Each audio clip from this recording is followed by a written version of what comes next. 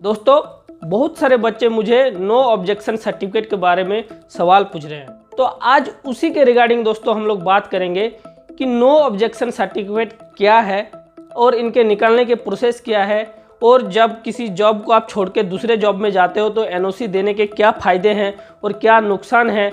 जो बच्चे नए नए जॉब ज्वाइन कर रहे हैं उनको एनओसी मतलब बाद में अगर लेना हो तो उनको क्या प्रोसेस अभी कर लेना चाहिए ताकि उसको बाद में कोई दिक्कत ना हो। और जितने भी तरह के दोस्तों एनओसी के रिगार्डिंग सवाल है, सारी सवालों का जवाब दोस्तों ये वीडियो में हम लोग जानेंगे। दोस्तों ये वीडियो आप लोगों की तरह एक रामबाण की तरह होगा।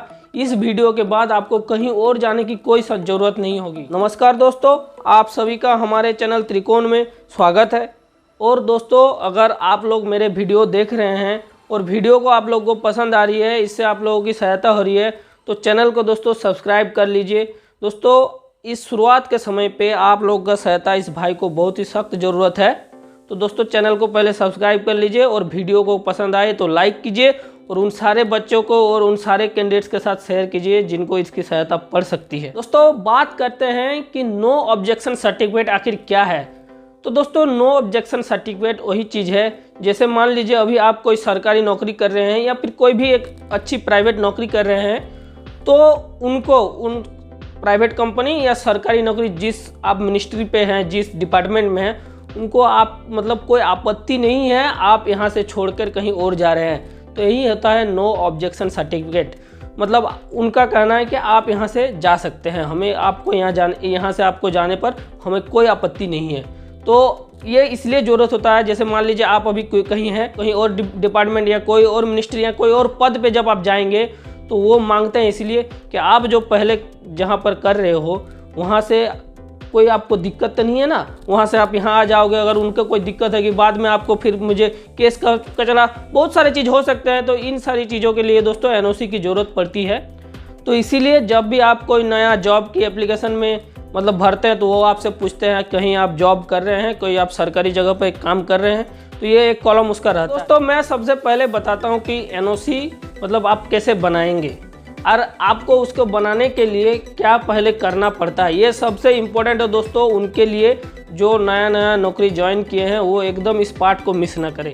देखिए दोस्तों सबसे पहले रूल ये होता है कि आपको अपने जो हेड ऑफिस है या फिर आप जिस डिपार्टमेंट के अंदर काम कर रहे हैं उनके हेड ऑफिसर को उसके नाम पे ना आपको एक गो लेटर लिखना होता है। जैसे आपका जो भी हेड है या फिर जो भी इस्टेब्लिशमेंट डिपार्टमेंट है आपका, जहाँ से आपके मतलब मेन काज दफ्तर या होते हैं ये सब, तो उनके हेड के नाम पे एक पत्र लिखिए, एक लेटर लिखिए कि सर मैं इस पद पे अभी ज्वाइन किया हूँ और मैंने ये वैकेंसी मैंने डाली हुई है, ये मेरे ऑनगोइंग वैकेंसी है। अगर आपने पहले भी डाल लिए हैं उसके लिए भी एक आपको एप्लीकेशन लिखना है हेड क्वार्टर या फिर आपका हेड के नाम पे हुआ। और अगर आप मान लीजिए बाद में कुछ डालने वाले हैं, अभी जॉब कर रहे हैं, एक अच्छा वैकेंसी है, आप सोच रहे हैं कि वो भरेंगे, तो अब भी दोस्तों ये करना होता है दोनों टाइम पे। अगर आप पहले से डाला हुआ है उसके बाद जॉब ज्वाइन किए या फिर आप डालने वाले हैं, तब आपको हेड के या फिर एस्टेब्लिशमेंट डिपार्टमेंट आपके जो भी प्रमुख है उनके नाम पे एक पत्र लिखना होता है। उसमें मेंशन करना होता है कि मैं ये वैकेंसी मेरा भरा हुआ है, ये मैं भरने वाला हूँ, तो मुझे इसके लिए आप परमिशन दें कि मुझे बाद में कभी कोई दिक्कत का सामना ना करना पड़े, मैं ये भरना चाहता हूँ, ये इस जॉब से बेहतर है। और उसको आपको दोस्तों भेजना होता है। साथ ही आप जो आपका जो एप्लीकेशन फॉर्म होता है उसका या फिर एप्लीकेशन फॉर्म उसका या फिर आपका एक नोटिफिकेशन जो निकलता है ना, जो नोटिफिकेशन कोई भी जारी करता है उसका फास्ट पेज का जेरॉक्स निकल के आप उसमें अटैच करके उसको दे सकते हैं। तो अगर उनको कोई दिक्कत होगी तो वो उधर से रिप्लाई करेंगे आपको कि नहीं आप नहीं भर सकते हैं, कुछ दिक्कत है हमें।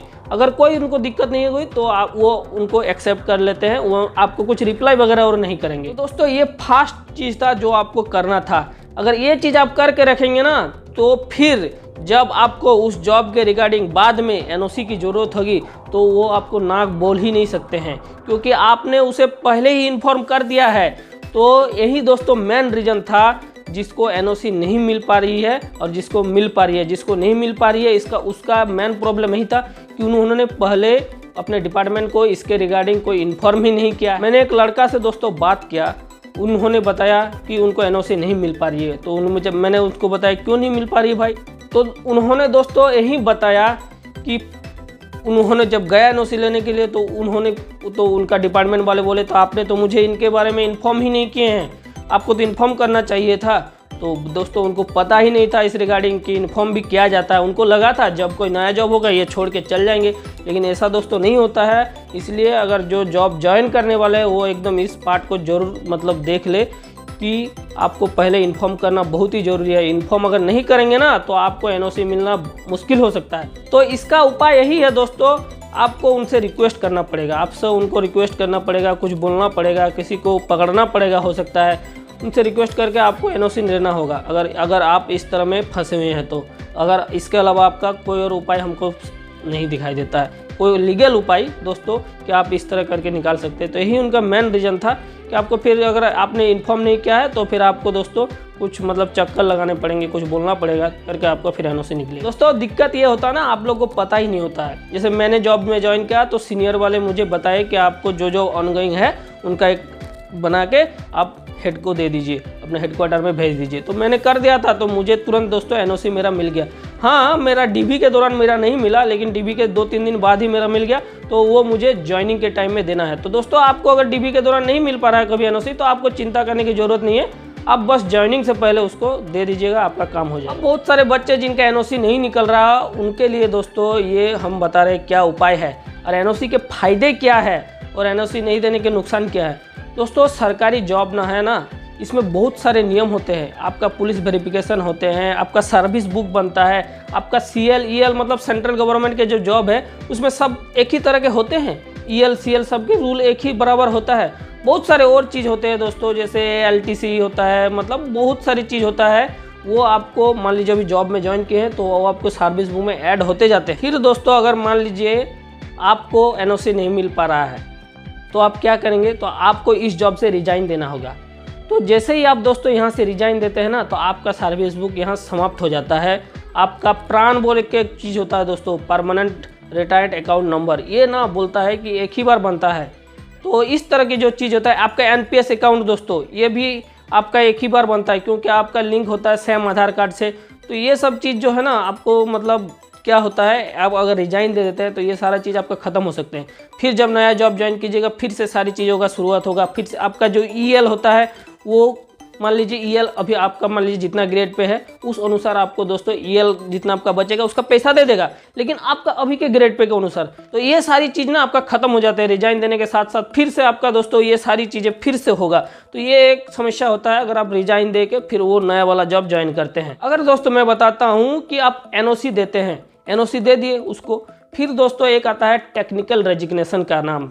टेक्निकल रेजिग्नेशन दोस्तों यही होता है कि इस मिनिस्ट्री या फिर इस जॉब से उस जॉब में शिफ्ट, आपका सर्विस बुक, आपका EL, आपका जो भी चाहे पहले चीज़ हुए हैं वो सब शिफ्ट हो जाते हैं। जैसे आपका पुलिस वेरिफिकेशन हुआ है, फिर आपका कैरेक्टर, ये सब, और वो दोबारा से जांच नहीं करते हैं क्योंकि आपका पहले से एक बार हो चुका है, 2 बार करने का कोई मतलब नहीं है। इनसे उनका बचत होता है, टाइम का, उनका पैसा का बचत होता है। इसीलिए दोस्तों वो आपसे NOC मांगते हैं क्योंकि इससे उनको दिक्कत बाद में नहीं होता है कि NOC के बाद अगर आप टेक्निकल रेजिग्नेशन लेके जा रहे हैं तो आपका सारी चीज़ प्राण से लेकर NPS अकाउंट से लेकर सारी चीज़ आपका शिफ्ट हो जाएगा। तो ये दोस्तों इसीलिए आप अगर NOC दे दिए हैं तो आप लोग रिजाइन मत कीजिएगा, आप लोग टेक्निकल रेजिग्नेशन ले लीजिएगा। उससे क्या होता है ना, आज मान लीजिए आप टेक्निकल रेजिग्नेशन ले लीजिए, कल या परसों जाके वहाँ दोस्तों आप फिर ज्वाइन कर लीजिए, तो आपका सर्विस कंटिन्यू होते रहेगा। टेक्निकल रेजिग्नेशन के बाद दोस्तों यदि मान लीजिए आज आप सोच रहे हैं अभी आपका ज्वाइनिंग नहीं आया है, आज ही टेक्निकल रेजिग्नेशन ले लिए, तो आपका जब ज्वाइनिंग होगा तब तक ये आपका छुट्टी में काउंट हो जाएगा। क्योंकि टेक्निकल रेजिग्नेशन का मतलब भी होता है दोस्तों आपने शिफ्ट किया है, तो शिफ्ट के बीच में आपका गैप जितना होगा वो आपका EL या CL जो भी है आपका उसमें काउंट हो जाएगा, छुट्टी में काउंट हो जाएगा। तो मेन आपका अगर आप टेक्निकल रेजिग्नेशन ले रहे हैं NOC दे के, तो दोस्तों आप लोग चाहिए देखिएगा कि आज ले रहे हैं टेक्निकल रेजिग्नेशन तो फिर कल या परसों उसमें ज्वाइन कर जाए। तो इसका मतलब ये हुआ कि आप टेक्निकल रेजिग्नेशन तभी लेंगे जब आपका ज्वाइनिंग हाथ में आ जाए, कि आपको बोल दिया जाएगा कि आप इतना तारीख को ज्वाइनिंग कीजिए, तभी उसके बाद आप टेक्निकल, और वही दिखा के आपका दोस्तों टेक्निकल जो रेजिग्नेशन होता है उसका प्रोसीड्योर स्टार्ट होता है। तो ये था दोस्तों, अगर आप NOC देते हैं और NOC नहीं देते हैं उनके क्या फ़ायदे हैं, क्या नुकसान है। आपका EL वगैरह शिफ्ट होता है, मान लीजिए नया जॉब ज्वाइन किए हैं तो उसमें आपका अगर पहले से अच्छा खासा EL है तो वो शिफ्ट हो जाएंगे। अभी आपका जो ग्रेड पे है वो उस ग्रेड पे आ जाएंगे उसका EL। तो ये बहुत सारी चीज़ दोस्तों, और भी बहुत सारी चीज़ें फ़ायदे हैं। तो आप टेक्निकल रेजिग्नेशन सारी चीज़ जो बोले ना यहाँ का आपका है, वहाँ शिफ्ट होते हैं, तो बहुत सारे आपके काम का मतलब बचत हो जाता है। आपका प्रान नंबर हो ही रहता है, फिर आपका एनपीएस अकाउंट हो ही रहता है, वो पासवर्ड सेम रहते हैं।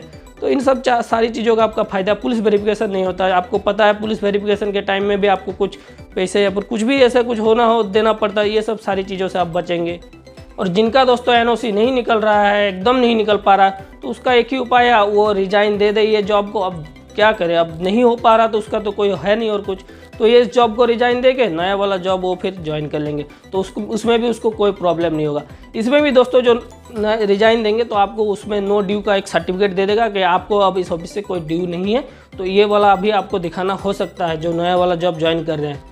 तो इन सब सारी चीज़ों का दोस्तों आप लोग ख्याल रख लीजिएगा। और दोस्तों अगर जानकारी पसंद आया तो वीडियो को लाइक कीजिए, दोस्तों से शेयर कीजिए, और चैनल को दोस्तों अभी तक आप लोगों ने सब्सक्राइब नहीं किया तो सब्सक्राइब कर लीजिए। बाकी मिलते हैं दोस्तों नेक्स्ट वीडियो में। अगर फिर भी आप लोगों के मन में कुछ क्वेश्चन दोस्तों है एनओसी के रिगार्डिंग, आप क्वेश्चन कमेंट करके पूछिए, इसका जवाब मैं देने का ट्राई करूँगा। अगर हमसे ना हो पाए तो मैं अपने सीनियर जो भी है उनसे मैं सहायता लेके आप तक जरूर पहुँचाऊँगा। तो दोस्तों मिलते हैं नेक्स्ट वीडियो में, तब तक के लिए जय हिंद।